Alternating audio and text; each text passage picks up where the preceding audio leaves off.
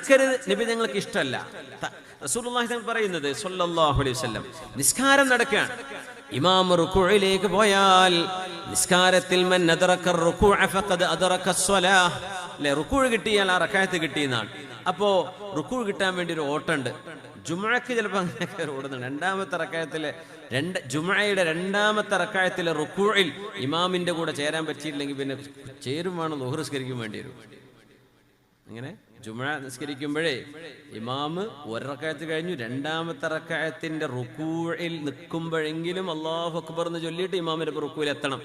നിങ്ങൾ പോകലും ഇമാമ് പൊന്തലും കഴിഞ്ഞാൽ നിസ്കാരം തുടർന്നോളൂ, പക്ഷേ 4 റക്അത്ത് നിസ്കരിക്കണം. അല്ലേ റുകൂഅ് കിട്ടിയാൽ ഒരു റക്അത്ത് കിട്ടി, പിന്നെ ഒരു റക്അത്ത് നിസ്കരിച്ചാൽ മതി, 2 റക്അത്ത് ജുമുഅ കിട്ടും. അല്ലെങ്കിൽ ളുഹ്ർ നിസ്കരിക്കേണ്ടി വരും. അപ്പൊ അതിനിച്ചിരി ധൃതിപ്പെടുന്നതിന് വല്ല കുഴപ്പമില്ല എന്ന് മഹാന്മാർ പറയും. സാധാരണ നിസ്കാരം നടക്കുകയാണ്, നിങ്ങൾ നേരം വൈകി വരികയാണ്, എന്ത് ചെയ്യണ്ട? ഓടിക്കയറരുത്. നബി തങ്ങൾ പറഞ്ഞു, ഇദാ തൈതുമുസ്സലാ, നിങ്ങൾ നിസ്കരിക്കാൻ വരുമ്പോൾ ഫലാ തഅതൂഹാ വഅൻതും തസ്ഊൻ, ഓടിയിട്ട് വരരുതേ. നിങ്ങളുടെ മുഖത്തൊരു ഗാംഭീര്യം വേണം. അള്ളാഹുവിനോട് സംസാരിക്കാൻ വരുന്ന വരവാണിത്. ആരുടെ മുമ്പിലാണ് അപ്പോയിന്റ്മെന്റ്? അള്ളാഹിന്റെ മുമ്പിലാണ്. നിങ്ങൾക്കൊരു ജോലിക്ക് ഇന്റർവ്യൂ നടക്കാന്ന് വിചാരിക്കുക. ഇന്റർവ്യൂ നടക്കുന്ന റൂം ഇതാ ഇവിടെ നിങ്ങളുടെ മുമ്പിലുണ്ട്. നിങ്ങൾ ആ ഇന്റർവ്യൂക്ക് വരുമ്പോൾ ഓടിയാണ് കയറലാണോ ചെയ്യുക?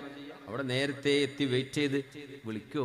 ഇപ്പൊ ആരാ വിളിക്കണത്? എന്നെപ്പോഴാ വിളിക്കുക? എന്റെ ഫയൽ അവിടെ എത്തിയോ എന്നൊക്കെ നോക്കി നിന്നിട്ടല്ലേ കയറുള്ളൂ.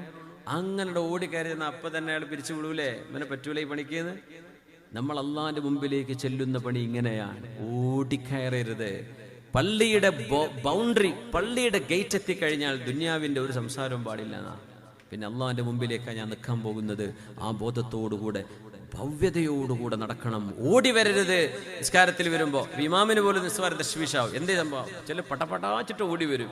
ഇമാമിന് സിഗ്നൽ കൊടുക്കുക, ഇമാമേ പൊന്തല്ലേ, ഞാൻ വരുന്നുണ്ട്. ഒന്നും ചെയ്യണ്ട, ഇമാം പൊന്തിക്കോട്ടെ.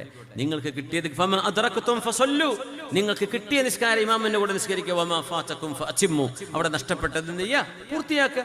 സലാം വിട്ടി കഴിഞ്ഞാൽ എണീറ്റ് നിസ്കരിക്കണം. ബാക്കി നഷ്ടപ്പെട്ടു പോയത് എന്ന് വിചാരിച്ച് നിങ്ങൾ എന്ത് ചെയ്യരുത്? ഓടിക്കയറി വരരുത്. അള്ളാഹുവിന്റെ മുമ്പിലേക്ക് നടന്നു വരണം.